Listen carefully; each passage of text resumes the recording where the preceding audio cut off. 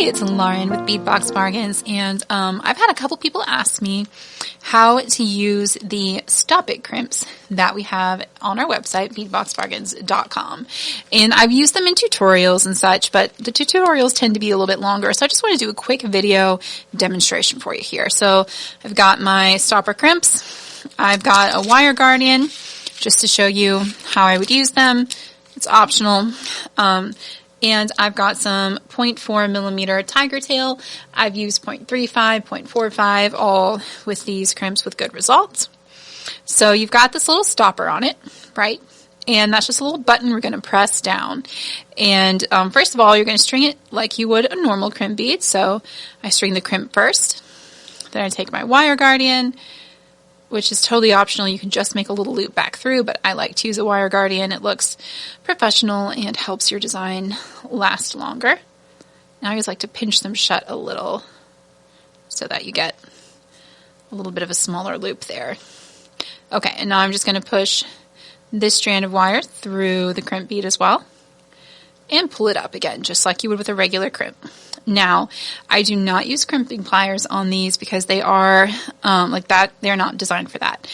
It can mash them up a little bit. All you're going to do is press that little button down there, if you can see that.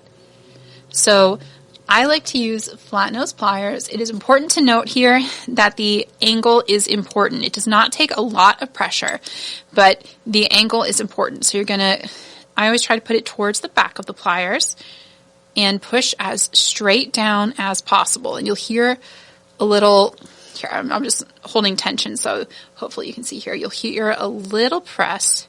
There we go. Like you'll feel it in the pliers as the button goes down. It does not take a lot of pressure. That was really easy to do. If you're running into an issue, just try adjusting your grip and again, pushing as straight down as possible, because that's all there is to it. Now you've got a little button pushed in, and it's very sturdy. This is not going anywhere, and it just looks like a little spacer bead. So I love them for that reason. If, for example, if you're pushing too far to the side instead of straight up and down, let's see if I can try this here. It just doesn't, the button doesn't tend to want to press. So if you're having trouble with it, like if you're trying at the tip and you just can't get the right, like can't get enough pressure or get the right angle, move it back towards the back of the plier. Here, we'll pretend I'm doing another loop here, just so it stays still a little better. Move it back towards the back of the plier.